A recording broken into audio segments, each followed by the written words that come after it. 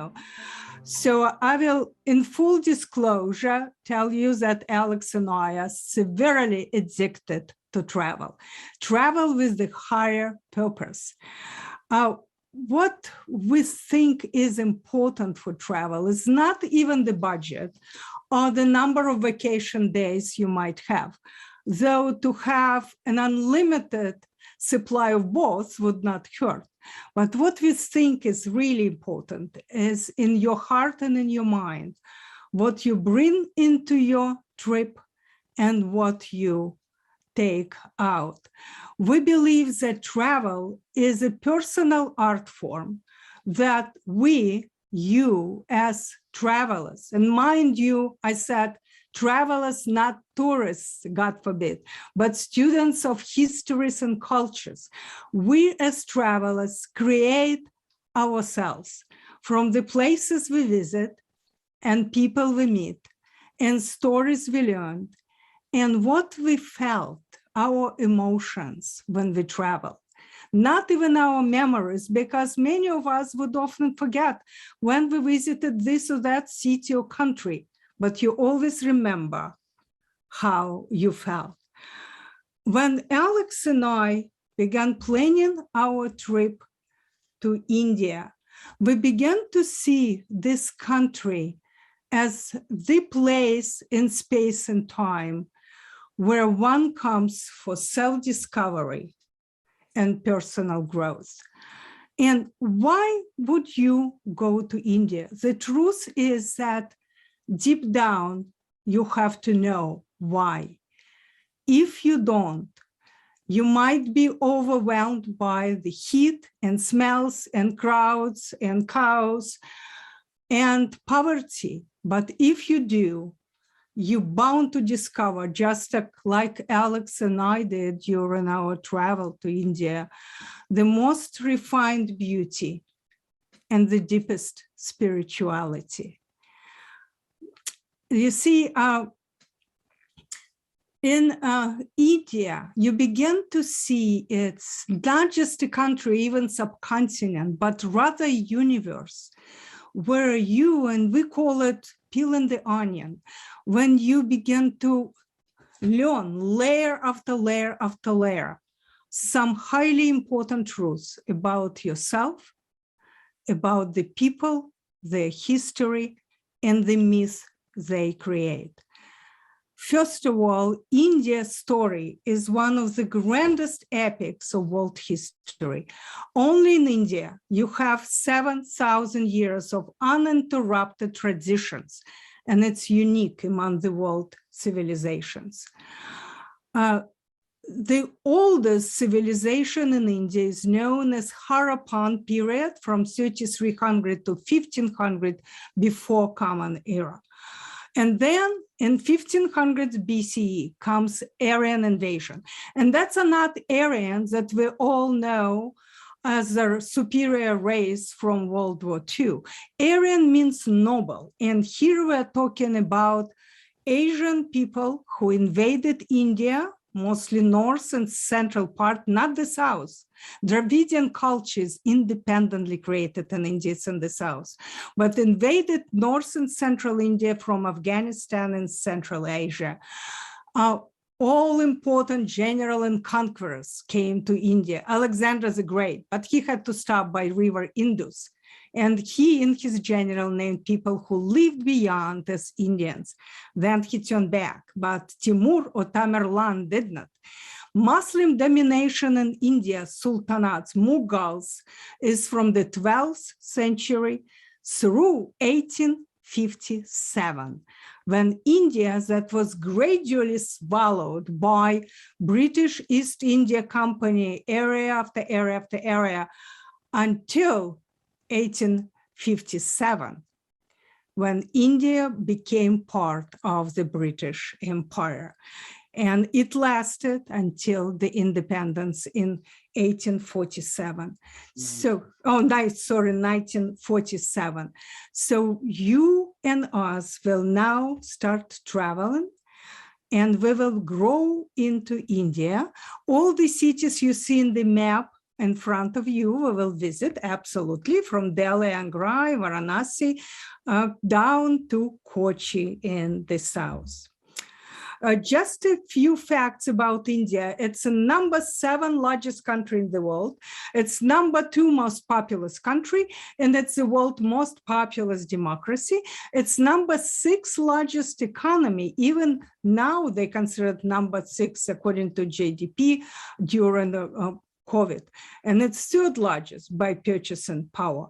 India is home to the world's 4 major religions: Hinduism, Buddhism, Jainism, and Sikhism, and we'll talk about each one of them. And there is also Zoroastrianism, Christianity, and Islam that arrived in the first millennium of Common Era. Languages. India has 2 groups of languages. One is Dravidian, is Indian language that did not have any contact language intermingled with it. And another is Indo-European or Indo-Aryan. India has over 1,600 dialects and 2 contact languages, Persian and English. So we will begin our journey of discovery, our exploration in Delhi. And not only because United Airlines and a number of other airlines have direct flights from New York to Delhi, but also as a historian, I believe that's where we have to start. Delhi's history of its 7 cities, it is a model for our understanding of the entire history of India. And I have to tell you that personally for us, Alex and I are lifelong art lovers. And we were, before coming to India, we were curious about inlaid marble of Agra, Taj Mahal, or love sculptures of Hajjiraku. We were sure that our time would be mostly spent visiting beautiful palaces and amazing temples of India. But there is something unexpected and wonderful happened. And it was meeting the tiniest of the tiniest minority in India. India is the Jews of India, and listening to their stories and learning from them. And it became highly important for our understanding of our Jewish history, Jewish identity. And it happened first time, it happened in Delhi. Delhi is also the oldest continuously used capital in the world, was capital for Hindu kings, then sultans, Mughals. Mughal is a corrupted word from Mongol, so it's after Aryan invasions, and the British. So when you arrive to India, to Delhi, most probably will be staying in New Delhi, in a new city. And in Delhi, like in any other parts of India where uncover for us today, we will be talking about the people on the streets, the arts and the architecture, because the arts and especially architecture, it's a history written in stone about the people, and it's a mirror of their soul. So what you see now in front of you is the Viceroy Palace, which is now a president's palace, and it's an architecture of British Raj. Raja means king, and Raj means ruler. It's an architecture of the rulers. And the key architects of this period, from the mid of the 19th century through 1947, Sir Herbert Baker and Sir Edwin Lutyens. These 2 architects are the key to creating this architecture, imposing, overbearing, and from our point of view, devoted of soul. They both also were unapologetic racist, maintaining all their professional lives. The Taj Mahal would never been built by native people of India. It's impossible for them. And it's probably where Italian workers in marble and Italian artists who worked. That was another factor why I don't like these two guys. So to come to real India, we have to go to Old Delhi. And here you can see the backbone of Old India at Chandni Chowk, the place with wild and white mix of crowds and hawkers and rickshaws. And this is the streets of Old Delhi. And now we come to Hindu temples. You see, Hindu people, they preferred sculpture more than any other formative art forms. And they wanted even to make their architectural work to look like sculptures. Look at these three towers, Siharas. They're symbols of Trimurti or Hindu Trinity.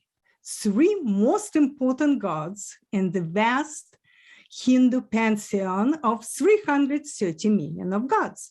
And that's Brahma, the creator, Lord Vishnu, the preserver, and Lord Shiva, the destroyer of evil. You see that Hindu temple architecture reflects incredible and unique synthesis of arts and the ideals of Dharma, D-H-A-R-M-A, Dharma. And it's an interesting concept. It's impossible to translate Dharma with one word into any of the Western languages. In Hinduism, Dharma signifies behaviors that make our lives, our human lives and universe possible in a union. And it includes duties, rights, codes of life, its right way of living. Temple in Hinduism becomes a place for pilgrimage. All the cosmic elements that create and celebrate life in Hindu pantheon, they present in Hindu temple. From fire to water, from images of nature to deities, from feminine to masculine, and sounds and smells, it's all there.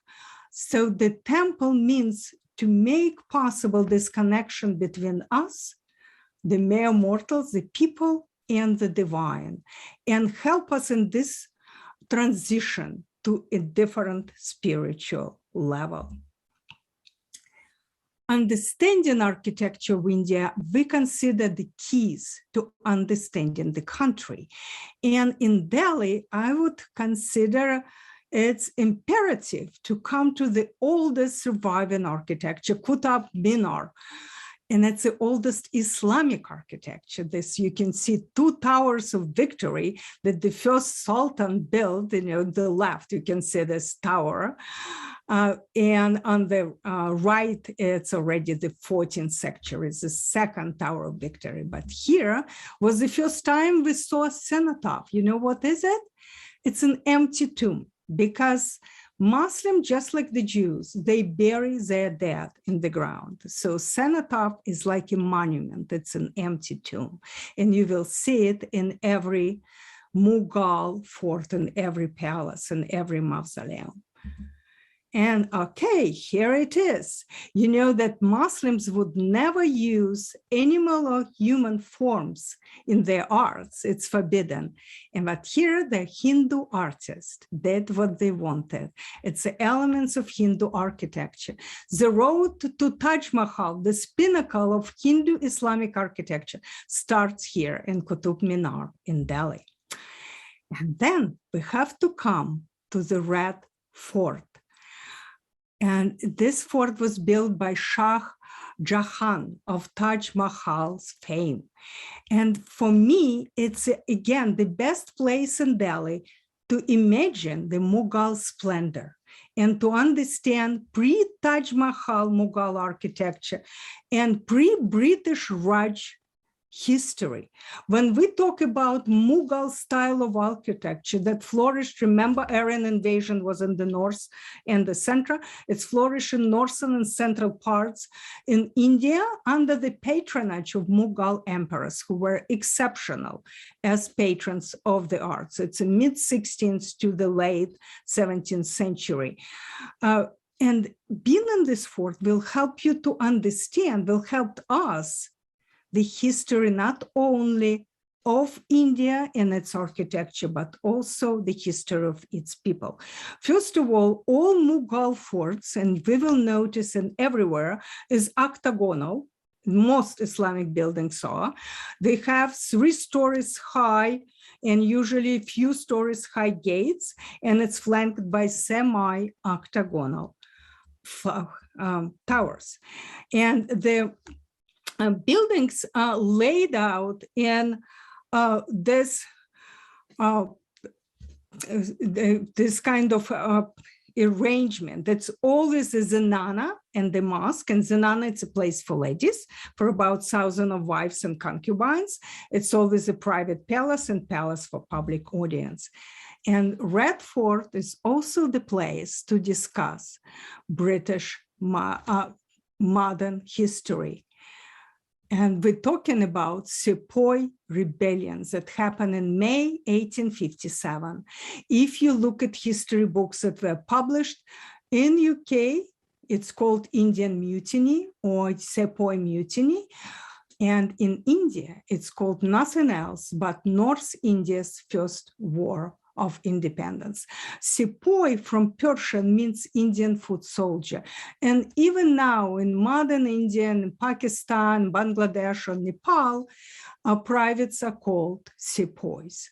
So their rebellion began because of the scandal around new ammunition, because the cartridges for new rifles had to be beaten open. The Muslim became angry. They thought there was pig fat in these cartridges.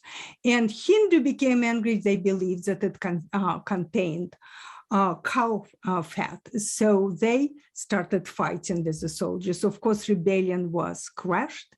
And what happened that East India British Trading Company that ruled India up to this moment was relieved of these obligations, and India became part of the British Empire. Queen Victoria became Empress of India, and India was ruled for her by the Viceroy.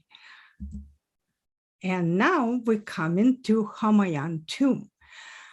If it would be up to me, I would request that everybody who comes to Taj Mahal would show as a proof, or not COVID vaccination, not at all, but maybe they will get to it. But the proof that they visited Humayun tomb of Delhi, because this is another architectural masterpiece, which is precursor to Taj Mahal. And I don't think that complete understanding and enjoyment of Taj Mahal, of this masterpiece, is possible without seeing the Humayun tomb. You see this 2-story gate and flanked by semi-octagonal towers. And what people often ask me, why the Jewish star there? It's not a Jewish star. It's an ancient Hindu symbol. And it symbolizes the union of opposites. What is above, that is below. And one triangle on the top, it's a symbol of Shiva.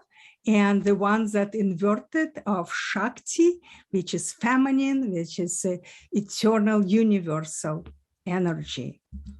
And you see that when we come to Taj Mahal, you will recognize what came before that. It's the first Indo-Persian garden tomb, precursor of Taj Mahal, and it's crowned by a huge double dome. And the next door to the tomb of Mughal emperor, there is the best kept secret of Delhi, Judah Heim Synagogue, this tiny 1-room synagogue. When we came there, it was all beautifully made up, because just day before there was a bat mitzvah of the American girl of Indian Jewish descent, and we saw the cemetery. This is where we were met by Mr. Ezekiel Isaac Malikar, who became our close friend and mentor in all things Indian Jewish. He is from Delhi, which is one of the oldest Jewish communities in the world. Jews lived in Delhi for almost 2,000 years. He's a rabbi, he's a cantor. He's also a successful business attorney and a writer specializing in history of the Jews of India. So we talk about Indian Jewish identity in a largely Muslim Hindu society that Mr. Malikar wrote about in many of his publications. And he told us that as an Indian, India is in my blood. As a Jew, Israel is in my heart, but I will never leave my homeland. We also discussed with him the Jews of India story. You see, Judaism, it's the first foreign religion that arrived in India. And Jews, of course, the tiniest of religious minorities.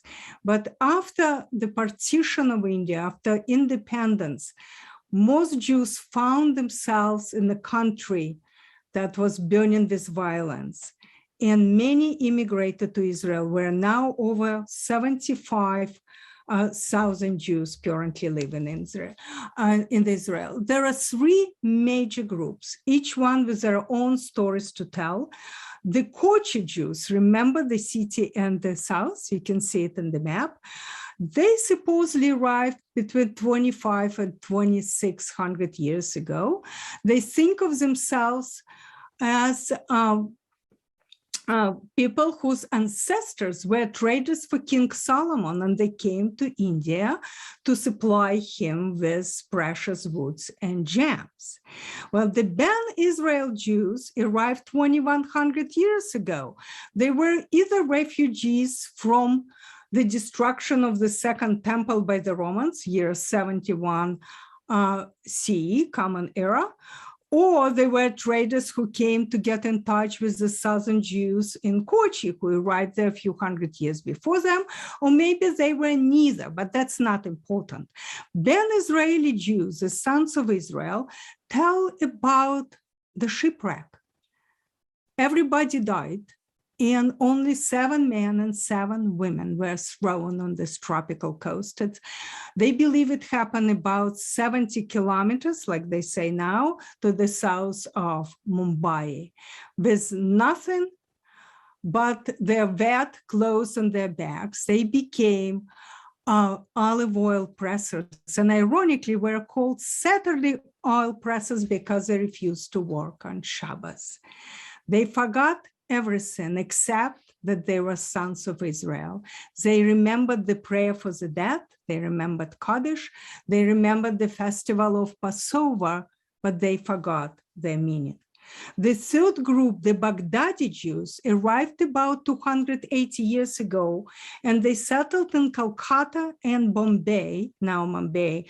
Not all of them were from Iraq, the name is misleading, many were from Afghanistan and other Arab countries. So that's what we discovered for ourselves for the first time, the uniqueness of the Indian Jewish experience. 3 distinctive groups, each one with their own story to tell. Their experience rooted not in the persecution and humiliation that we discovered when we study European Jewish story. Their experience rooted in the intersection of myth, ritual, and stories of origin that they tell to themselves and to the others. There is a critical distinction between Indian Jews and the rest of the diaspora. First of all, it's the happiest in diaspora story. India has always demanded, even legislated, that the foreigner remains true to himself. And it's the oldest law code called Manu Shastra, where it's written. Jews never experience anti-Semitism at Indian hands. And Indian Jews lived as all Jews should have been allowed to live, observant and creative, prosperous, free and proud, and self-realized. They never encountered 2 important issues for European or American Jews: assimilation or acculturation? Do you assimilate and become part of the society while forgetting who you were? Or acculturation, when you're integral part of the society, but you stay true to yourself? And Mr. Malikar advised us to go to the mosque in Delhi to continue our exploration of Indian and Jewish story. And this also was built by Shah Jahan, the largest mosque in Asia. Why? Because to the right of the main entrance, there is a small chapel, a small tomb dedicated to the Jew. It's a typical India story. This man was named Sarmat. He came from the Jewish, Armenian, Iraqi merchant family, did not want to have anything to do with family business. He became famous linguist and philosopher and poet, highly adored and respected by Indians, both Hindu and Muslims. He found his way in 1630s to the courts of Shah Jahan. So you see, Red Fort that you already visited and Taj Mahal that you will visit have curious Jewish connections. Sarmat became very close to both Shah Jahan and his oldest son, heir apparent. He translated Torah into Persian and did many other works in translations. He created poetry that was loved. But then he got bored with Judaism. He became a Muslim, got bored with Islam, and he became the agnostic or atheist that bored with that, discovered homosexual love and left his family, and then decided he would be the great sage. And he wandered naked from one court to another, ridiculing many aspects of religion. So when evil son of Shah Jahan named Aurangzeb, he put together almost Shakespearean plot. He killed 4 of his brothers and imprisoned his father on his way to the throne. He never forgave Sarmat that he was close to his father and to the real heir apparent. So he got him arrested, off with his head, and then typical Indian transformation happened. Sarmat's body was buried in the mosque, and the anniversary of his death is commemorated annually in a festival. So Sarmat, the Jew, the atheist, Muslim saint, the great Sufi Islamic mystic, is buried in the largest mosque in India. What an Indian story is it? Religion is pervasive and pervasive in every aspect of life in India. Hinduism, for me and for many historians, Hinduism is more of a complex traditions of a culture than religion, because it has no founder, has no central authority, no formal conversion, and rituals instead of formal services. And it's 330 millions of gods and goddesses. Main gods in Hinduism are Brahman, eternal, uncreated, infinite, and 3 that you already know. Brahma, the creator, Vishnu, the preserver, and Shiva, the destroyer of evil. Buddhism was born in India, but by 6th century of Common Era Buddhism, all but almost disappeared from India. Jainism. It begins also in 6th century before Common Era, just like Buddhism, as a reaction against the caste system and rituals of Hinduism. Sikhism was founded in 15th century, again as reaction against caste system and Brahmin domination rituals. And Sikhs believe in one God, but they keep 10 major gurus, pictures of them as their points of focus for meditations. If any of you, that I think there are many, as I know, practice yoga, in your yoga studio, you would see 3 Oms and maybe even swastikas in 3 ohms. You can see it right in the middle under the lotus for Lord Ganesha. These 3 shapes symbolize creation, maintenance, and destruction of the universe. And swastika is different. Nazis took the swastika and rotated it 45 degrees. Swastika in Hinduism, it's lucky or auspicious symbol. 4 arms of swastika remind us that we could be reborn into 4 different beings, depending on how we behave today. We could be reborn into heavenly beings, or human beings, or animals, or plants, or hellish beings. And let's go to one of the most a holy place in Buddhism, and it's Sarnath, the place where Lord Buddha comes after he attained enlightenment, and his first lesson, his first lecture, he presented it here under the fig tree. And you see on the left of Alex's photograph is the oldest stupa, symbol of Buddhism in India. And then Varanasi, the holiest place in Hindu universe. And Varanasi stays on the river Ganges. It's a city with uninterrupted history, traditions, and rituals for almost 7,000 years. It's the world's oldest continuously inhabited cities. And it's an auspicious place for washing off your sins, or God forbid, or to die, to attain moksha. If you die in Varanasi, you would be liberated from this cycle of rebirth. For us, Varanasi seemed most blindly colorful, unrelentingly chaotic, and unapologetically shameless place on earth. The streets of Varanasi, the life is all on the streets. You can see sadhu, or traveling sage, philosopher here, or you could say rickshaw, and the snake charmer. I love these photographs. Very much Varanasi, very much Indian. And at night, there is a ritual that practically did not change in almost 7,000 years. Ganges fire arti, that's a puja worshiping river Ganges. The only thing that changes with our times, it's electricity, sound amplifiers, and the screens where ancient Sanskrit mantras are written in front of you.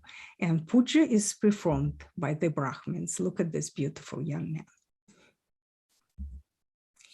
And after fire arti, we go on the streets of Varanasi, and you know that cows are holy animals in Hinduism, and this is one of these holy cows.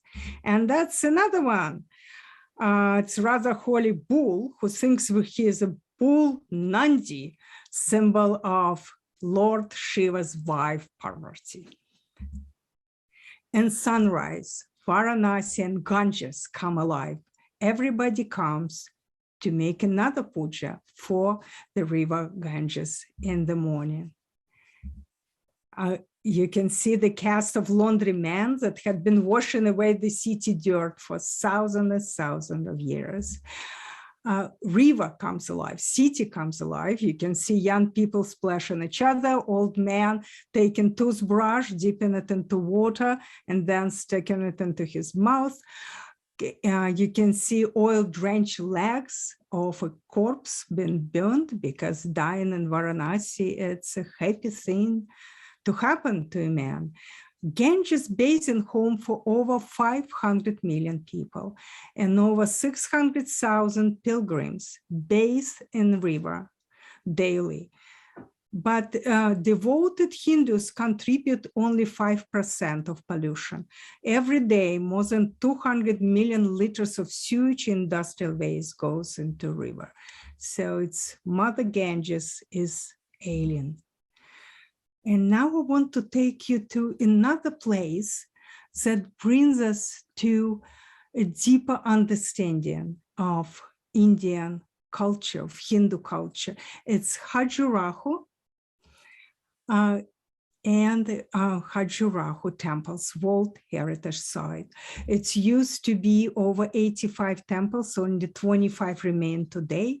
Isolation of this temple complex helped to preserve the temples from the Muslim invaders. And they famous for their Kama Sutra, their love carvings that really all over all these columns of all the temples. And it's the finest examples of temple art in the world. Here are the Hindu temples. And look at these columns. It's an encyclopedia of medieval art in India and encyclopedia of love. Alex and I came to believe that Hindu gods live in Hajjiraku. In the left, you see Lord Vishnu, that he is associated with the right action. He holds the conch shell and the mace. And on the right is Lord Shiva, who holds a trident representing Trimurti, the Trinity. And oh boy, Hajjiraku lovers. I just love to, Alex has an incredible collection of Hajjiraku lovers. And in all of them, like in the one on the left, the girl adoringly looks at her man and he's kind of boring. But only one on the right, he finally looks at her and realizes how lucky he is. Love in Hajjiraku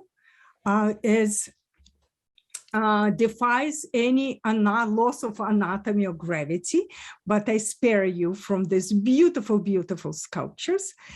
I would like you to see the girls of Hajjiraku. Look at the one on the left, looking at the mirror, this grace and beauty. And the one on the right, removing a splinter. Look at this pose. After 25 years of practice in yoga, I don't think I can do it so gracefully.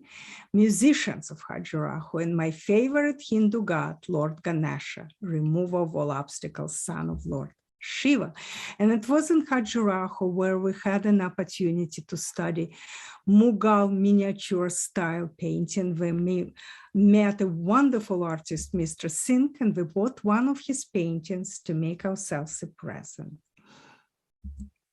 And now we are in Agra, and the city of the emperors. You think you might be disappointed that it's almost like Gioconda, and it becomes a commodity, but no, it's not. It's absolutely perfect beauty and symmetry. Look, it's a main gate. Does it remind you of Red Fort or Hamayan tomb? I'm sure it does. Here, raised marble water tank reflects the image of Taj Mahal. And Taj Mahal is not a temple. It's a tomb. It's a mausoleum. And on the top, see this perfect Persian dome? It's a monument to eternal love that that Shah Jahan built for his favorite wife, Mumtaz. Here, look at these two owls. We were told that if you believe in reincarnation, this is Mumtaz and Shah Jahan. We were told that these owls always were there and always will be. Here is Sinatop, empty tomb, first for Mumtaz and then for Shah Jahan. And this wonderful, delicate filigree screens carved out of a single piece of marble. And one phrase is repeated over and over: help us, O Lord, to bear what we cannot bear.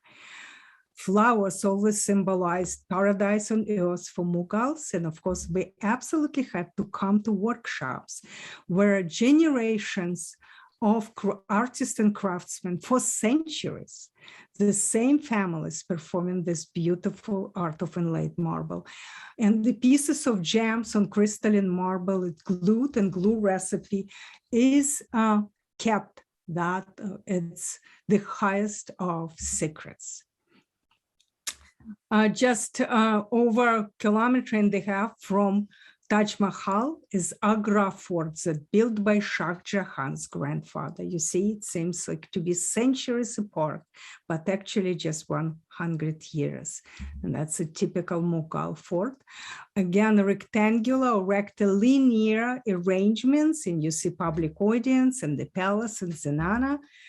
And another palace built by Akbar, grandfather of Shah Jahan, for Fatehpur Sikri, the fourth city that served as Mughal capital until the end of 16th century. I love it. It seemed to be so romantic and so poetic. And look at this column on the left. That's Hindu-Persian architecture, another step toward Taj Mahal. And now we come into Rajasthan, the desert state, to visit two beautiful cities, Jaipur and Udaipur. And Jaipur is the only planned city in India built in 18th century. And its founder was famous scientist and astronomer and philosopher Maharaja Savai Singh II. Here is the old amber fort that was built in the 11th century, and it served as the first capital of Rajasthan before Jaipur was built. And here how visitors come in an elephant. We did not do that. I don't really like to exploit these beautiful animals. Look at the palace, this most refined beauty in spirituality. It's alive and well in India. It looks like jewel box. And of course, Lord Ganesha, you're right. Jaipur is also called the Pink City, this famous palace of the wind. You know why the facade looks like this? Like a honeycomb or beehive. And intricate lattice work, incredible. It was done so ladies of the palace could see what's going on the streets without showing themselves.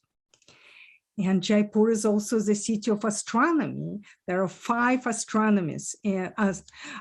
astronomical palaces in Jaipur, and all these observatories, they are working, all instruments work. It's a living proof of the genius of the creator of the city. And now Udaipur, the most romantic city in India. It was founded by Mewar dynasty, that most ancient dynasty in India, tracing its ancestry to sun god. And you know that Maharaja family alive and well, and they live on the 7th floor of their palace. And current Maharaja plans to turn Udaipur into a solar-powered city. That would be great. And here is a lake palace. It's a Taj property. That's where you can stay. And we did. Alex still doesn't know how much it cost us. But this is where I decided that I want to be reborn as Maharani. If Alex would be reborn as Maharaja, of course. Look at this incredible beauty. It's architecture as a poem. We stayed a day and a half and one night, and it was incredible. This is a view of the city palace from the lake palace of Maharaja. We had an incredible guide in Udaipur, professor of art, Arun, and everybody in the street, people were happy to see him. Some would even kiss his feet. The only person who was not happy, this guy, the policeman, because Arun brought us inside the Maharaja Palace when nobody else was allowed, because the family was preparing for the wedding. So the guy really not happy that we are visiting. But how could we miss this palace? Look at this eternal beauty. And on the right, sun god is both as an ancestor and the symbol of Mewar dynasty. The streets of Udaipur, and Arun is on the right, leading us through to the bazaar and meet his friends. And now we're in another highly important place for understanding Indian art, genius, and spirituality. Ellora and Ajanta caves, the first monastic institutions in the world. And we had to fly to Aurangabad as a gateway to these caves. And here's Ajanta cave. It's a home to 30 Buddhist caves. We did not visit all of them, but we visited many. And though there are many, or not many, but enough of amazing sculptures like this one, when Buddha teaches the middle way, look at his mudra. But Ellora caves are all about paintings, and it's a beautiful, beautiful Buddha. We first stopped and thought we saw him somewhere because we visited Japan a couple years before India, and in Nara, ancient capital of Japan, we saw almost identical Buddha. And then we realized that Ajanta Buddha has a younger cousin in Nara, because as an important stop on the Silk Road, Ajanta influenced the spread of both Buddhism and painting styles. Ellora Caves is all about sculpture, all about architecture. And Ellora Caves has Buddhist and Hindu and Jain temples. These are Jain temples, elephant symbol of royalty and magnificence. And this is the entrance to Buddhist temple. And again, seated Buddha teaching his first sermon about the middle way of life. And this one is a Hindu temple. Some of our friends called it the temple of three tushis, and you can count three. First it's mine, then the guide, and then bull Nandi, symbol of Lord Shiva. He accompanies him or Parvati. And there were many humorous little sculptures. This tiny celestial beings, they were teasing bull Nandi, and this one is mooning the majestic bull. How cute. An unravel masterpiece, the huge temple symbolizing Mount Kailash, where Lord Shiva lives. All built by hand, this temple covers twice the area of the Parthenon. Building this complex using hammers and chisels. We read that laborers removed 200,000 tons of rock. And in Aurangabad, we had a chance to visit the weavers, the ancient art of weaving beautiful, beautiful tapestries. The best safaris are produced here, saris produced here and priced all over the country. And now the path of Indian Jewish story seekers, Jewish history buffs, leads to Kochi. You see this Chinese fishing nets. It takes 8 strong fishermen to work these nets. And Kochi, it's very interesting. You have this giant fishing nets from China. You have a synagogue, 460-year-old synagogue. You have a mixture of Portuguese and Dutch houses and Baroque cathedral, and it all mixed together on this tropical coast. See, on the left, you see this Baroque cathedral was built after Vasco da Gama arrived here 1500s. Vasco da Gama was buried here in the cathedral, but then his remains were taken back to Portugal, to Lisbon. And Kerala is the only Christian state. It's 70% of population, they Christians. And we witnessed Christian wedding. No, we were not invited. And in spite of my insistence, Alex did not let me to crash the wedding. He pretends that we were one of the guests. Over 20% of population in Kochi is Christian. They consider themselves the oldest Christians in the world. St. Thomas Christians and churches conduct services in Aramaic. This is a wealthy Cochin Jewish businessman built this house in British arts and crafts style. Now it's a bed and breakfast in a restaurant. And we wanted to understand the world in which the oldest continuously living Jewish community in the world lives. This community is in Kochi, that the Jews that trace ancestry 2,600 years back to King Solomon time. So what the world in which they've been living in freedom and prosperity for so many centuries. So being theater people, we went to Kathakali, highly stylized classical dance drama theater specific to Kerala. We not only watched the performance, but we observed how actors put on their very elaborate makeup, and we talked to actors. We also observed the demonstration of the oldest known martial art in existence, Kalaripayattu. I probably not pronounce it correctly. You see, the people for that start training at 7 years of age, and learned warrior can disable or kill his opponent by merely touching the correct marman, the vital point. As a result of this ancient martial arts, the Vedic medicine was born, traditional medicine and massage, and these actors of Kathakali theater that also they cannot come to college for 3 to 4 years and learn it as a method. They study it from 7 or 10 years of age. It's skill, it's stamina, and it's training based on martial arts.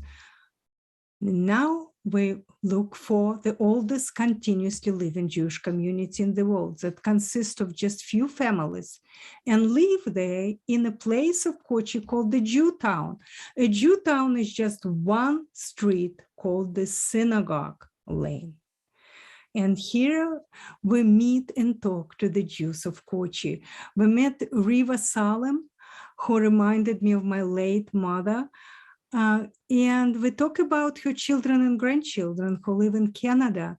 She visits them often, but she said, I will never leave. This is my home. We all, Jews and Muslim and Christians, all live like one family here.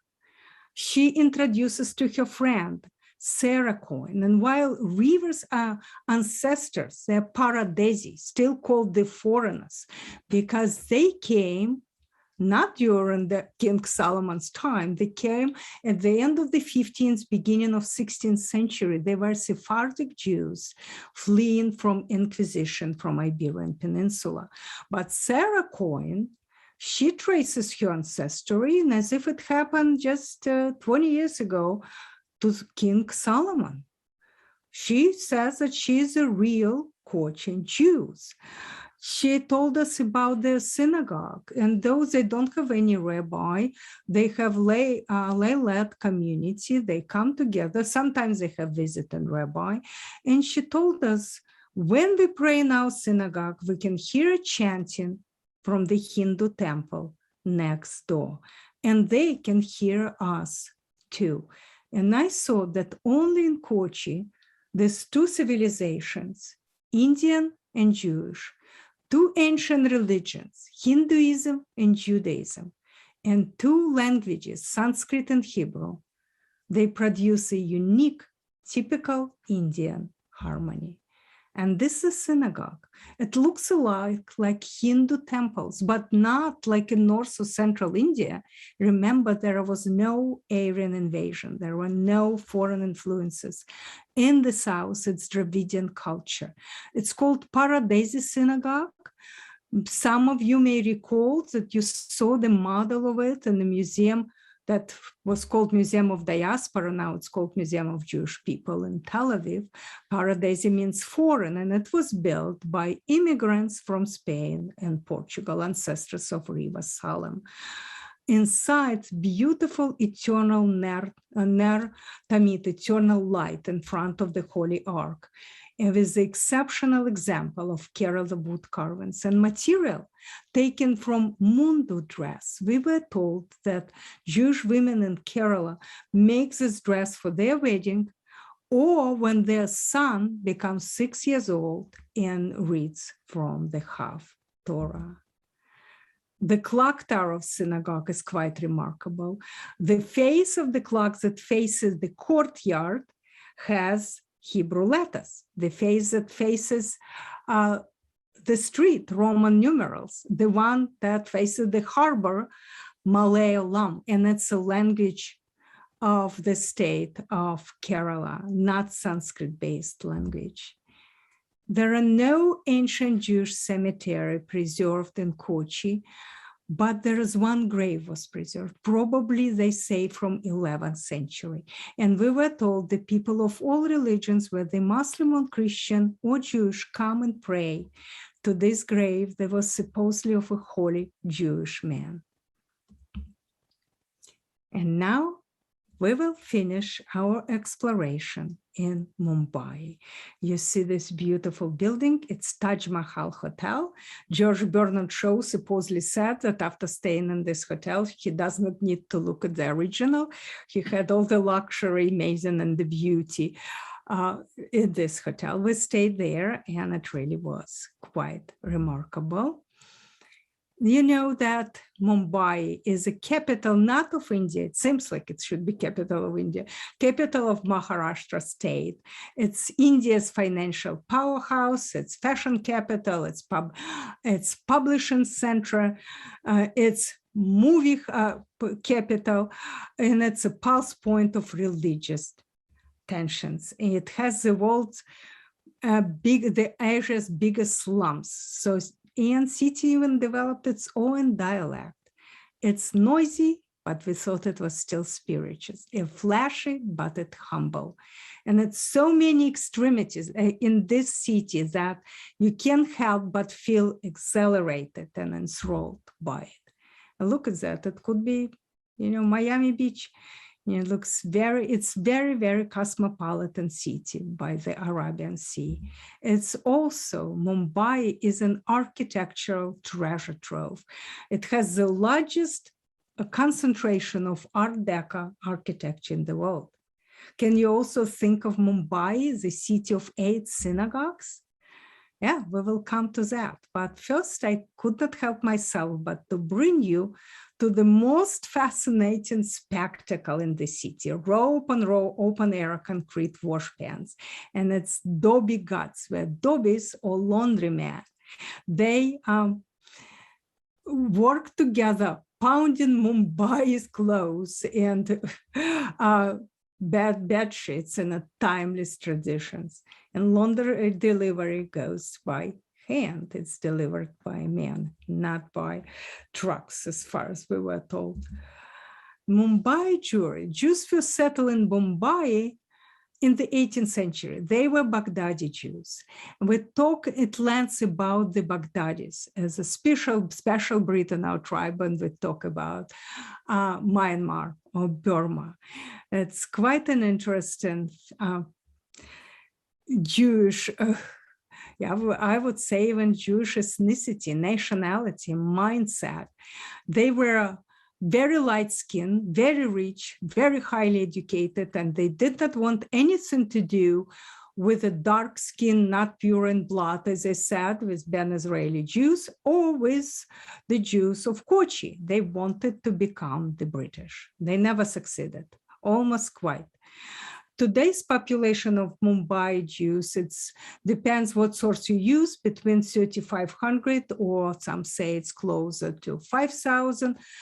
But very few families, I was told, still live in Calcutta. Majority of the Jews in Mumbai are Beni Israel. Baghdadi Jews, it's less than 100. There are 2 Jewish schools and 1 JCC. We visited 2 of the 8 synagogues. Both of them were built by the richest Baghdadi Jew, David Sassoon. And on the left, you see Kenneth Eliyahu Synagogue, and on the right, very elegant Magen David Synagogue was built by the Sassoon's family. Inside the Magen David Synagogue were met by our friend, the art historian Hannah Shapokar. She was our guide, Ben Israeli, and by the facility manager, Eliyahu Benjamin, who is a Baghdadi Jew. He told us that traditionally, Baghdadis did not want Ben Israeli coming to the synagogue, but now when there are just few left and the differences don't matter anymore, you want to come, you come, and they all pray together. Hannah and I talk about many things, including the recipes we prepare for Rosh Hashanah. And she said, yuck, beef. And I told her about my Mr. Brisket's recipe for brisket. She is Jewish, but being an Indian, she would never touch the meat of a cow, a holy animal. Her family cooks mutton for Rosh Hashanah. That's a beautiful synagogue inside. and this Victoria Terminus that was built on the money of Sassoon family. It's the main railroad station, just most marvelous Raj era monument. And you know, Baghdadi Jews not only turned their new homes, the cities where they settled, be in Rangoon in Burma or Bombay in India, they turned it into economic and trade powerhouses, but they also brought something else to Asia that never existed before, philanthropy. They built schools and hospitals for everybody, not only Jewish schools or Jewish hospitals. They built beautiful landmarks in the city like Flora Fountain on this wonderful Venetian Gothic David Sassoon Library. When you will be there, just give yourself some time to absorb this colonial splendor and think about so many contributions that Jews did to so many cultures in the world.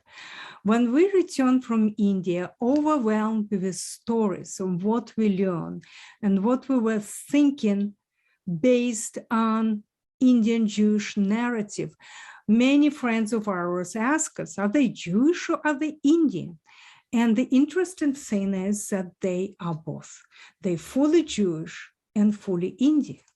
And how they managed to do that, tiniest of the tiniest minority in a largely Hindu-Muslim society, how they created their own identity. And their identity, what they would tell you is if it happened yesterday, for them it is, their stories of origin. Identities are based on myth, on legend. There is nothing in archaeological or documented materials that would confirm their stories. But as far as we know, there is nothing that contradicted either. So these stories describe events not purely factual, or maybe they are, but they do serve to organize people's perceptions into meaningful experiences. When I began to read Dr. Nathan Katz, the world-renowned authority on Indian Jewish history, I found his point of view. He stated people's historical self-understanding shape their identity more than mere history, because the person you are now depends on whom you think you were a very, very, very long time ago. So what we learned from the Jews of India, this Indo-Jewish stories made us think again about something very important for many diaspora Jews, acculturation versus assimilation. None of the Indian Jews would ever be able to relate to this concept. So they managed to be fully Indian and fully Jewish and live happily for over 25, or maybe now it's close to 2,600 years, while preserving their religious and their cultural identity. They never had to reject or been swallowed by the large societies they lived in. How did it happen? Was it because of Hindu people openness and kindness of their hearts and their acceptance? Or was it because of creativity of the Jews themselves, who created their own myth of origin while adopting local customs and traditions? Remember, Hannah said yak beef on my recipe. So India really reconfirmed our original belief. It's proved to be the place of self-discovery, of personal growth, of incredible cultural and spiritual riches that we found there. And it's unique among other countries. And just to put smile now on your face after 1 hour of traveling through India, look at this folk art. That's the Indian trucks. Yes, folk art on the trucks. And you can read my Indian stories in my book, The Tao of Being Jewish. And if you want to stay in touch with us, please send us email. It's very easy, Irene.Shaland@gmail.com. And any questions you won't think of right now, but you will think tomorrow, day after tomorrow. I will be very happy to talk to you via email. And being on our mailing list, you will always know about my new upcoming book on Malta and Corsica, our publications, our lectures, and everything the crazy Shaland family does. The end. Thank you.